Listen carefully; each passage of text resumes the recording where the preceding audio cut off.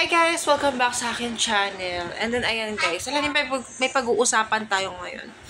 Ito yung madalas kong nababasa, hindi lang ngayon, hindi lang nung nakaraan, kundi dati pa. Actually guys, alam niyo, baka ganito talaga. Pag once na yung mga babae may malalaking papaya tulad ko, talagang nakakarinig or nakakabasa ng mga ganitong komento. Laylay, lawlaw. Yan dalawang yan ang hindi ko pwedeng hindi mabasa pag once na nag-open ako na messenger or email. Bakit ba tinawag na lawlaw or laylay? Obviously, dahil sa mga dibdib. Okay? Dahil sa dibdib ng mga babae. Bakit ba nagiging lawlaw? Simple lang. Pag once na nagkaroon ng anak ang isang babae, talagang papangit. Magiging lawlaw o magiging laylay na yung suso. Pero guys, ganito yun Kahit na hindi naman malaki yung suso mo, kahit hindi malaki papaya mo, talagang lalaylay pa rin yan. Kasi habang tumatanda ang isang tao, ang isang babae, yung elasticity ng balat is nawawala. Paunting-unting nawawala. Alam niyo yun, yung tipong pagiging firm ng skin. Ayun na lang, para mas madali.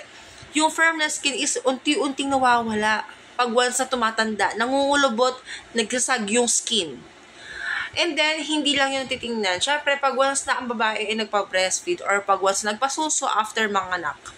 Yung iba kasi siya sabi, laylay na yan, lawlaw na yan kasi nilalamas, laspag na. Diba, ganyan na may mga una natin maririnig, laspag na yung suso niyan. Laspag na, lawlaw na. Alam nyo guys, totoo lang, dati, hindi ko talaga matake. Inis na inis ako sa sarili ko kasi nakikita ko, obviously naman talaga, diba, na bumabagsak na siya. Bagsak na. Kasi nga, ilan na din yung anak ko. Diba? Ang hindi pa, yung weight ko. Kumbaga, parang, tataba, papayat. Kumbaga, hindi siya na-maintain. Hindi na-maintain yung weight. Yung skin mo kasi nababanat. Tapos, nagsasag. Nababanat, nagsasag.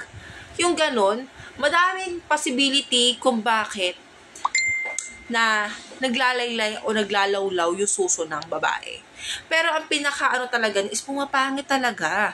Pag once na nagkakaanak ka, ayan tulad niyan, di ba? Pag once na nagkakanak ang isang babae, is lumalawlaw po talaga.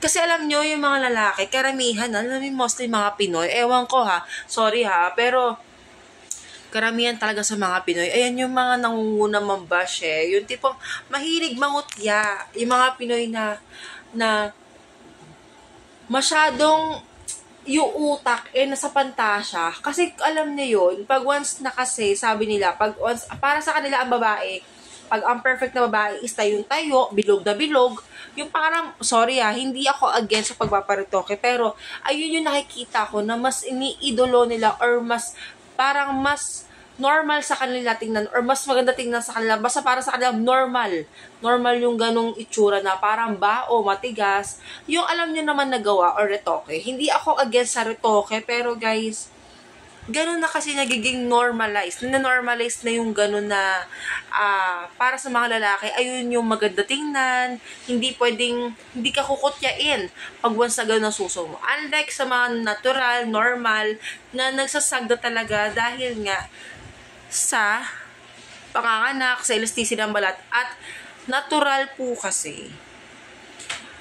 Isipin mo nung dalaga ako, tayong-tayo yan. Syempre, kumbaga, dalawa kasi yan isang papaya at isang bilog. So, syempre, habang tumatanda ako, habang nagkakaedad ako, syempre, nagkaanak na ako, di ba? Ilan na yung pinagbuntis ko, ilan na din yung sumuso sa aking bata, di ba? Kasama pa yung mga tatay, di ba? Ayun lang. Ganun talaga. Wala tayong magagawa dun. So, kung lalaylay siya, kasi nga normal, natural yun. Diba? Pero sana naman, diba, huwag nyo i-bash yung mga nanay. Huwag nyo i-bash yung mga babae na may mga susong lawlaw. Kasi ganun po talaga, kahit anong mangyayari. Ayun po kasi pinaka-natural, pinaka-normal namin. Hindi ba po pwede lagi nakapush yan, diba? Hindi pwedeng lagi nakapush. Diyos ko, ang hirap, ang sikip, ang init nasa pakiramdam. Kaya sabi nga nilang, di ba, kung once na pag once na lawlog mo na ipakita, wala man po nagpapakita, hindi ako papakita na. Siguro, makikita nyo lang, kasi nga, hindi ako kasi minsan nag-vlog ako na walang suot na panloob, di ba? Minsan nakikita nyo is, todo push up. Ganun po talaga. Huwag nyo nang pansinin yun. Grabe naman kayo. Kapwa nyong Pinoy na babae, inaalay pa niya. Inaalipusta pa rin. Diba? Pero ayun nga. So, para sa akin ang pagkakaroon ng lawlaw o laylay na suso is napaka-normal po. Napaka-normal.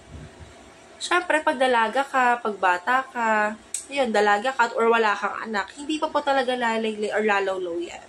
Kasi nga, wala pa pong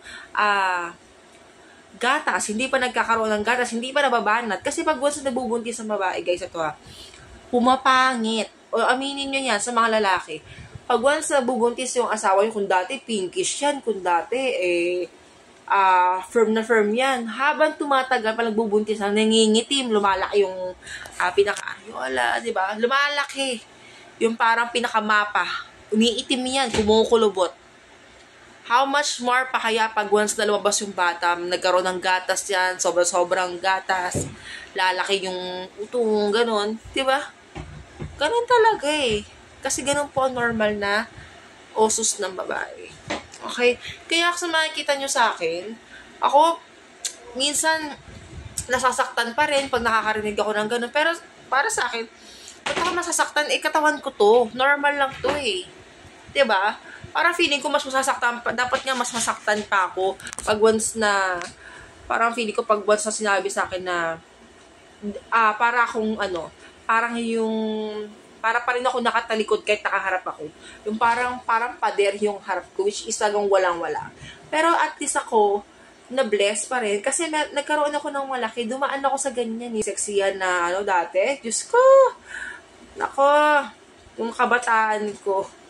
Yung mga malalaking ganyan. Nako, hindi ako papahuli sa ganyan. So, ayun lang naman guys. Pero alam nyo, yung mga naglalabasan na massage, technique, kung para mag-firm. Naku, huwag kayong maniwala dyan. Huwag kayong maniwala. Yung sinasabi nila na ito yung gawin mong massage, ito yung gawin mong ganun-ganunin para daw mag-firm or magtumaas ulit. May exercise. Sa totoo lang wala. Wala po talaga. Baka yung postura lang. Kasi gaganon. Kumbaga, mag-firm lang yung likod mo or lang likod mo, ma-stretch. Pero yung tipong, pag once na naglawlaw o pag nagsag na yan, wala na po talaga yan. Pwede yang maging mataas, pwede po yang gumanda ulit. Depende. Kung iba, para to okay mo, di ba? Kung ipapagawa mo, di ba?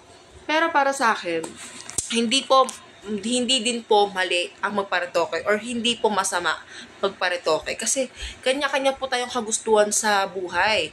Kung gusto niyo magparetoke, bakit hayaan mo siya, di ba? Kung gusto nito magpagawa, hayaan.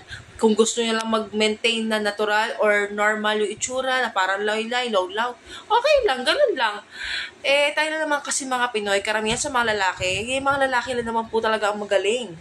Magaling mang daot. Lalo pag once na may mga babae nakikita na, kahit dalaga pa, basta makita na laylay, kukotyain. Si Cyril Manabat nga di ba? Ang laki-laki nun, artista yun Ang laki-laki ng dibdib din nun, hindi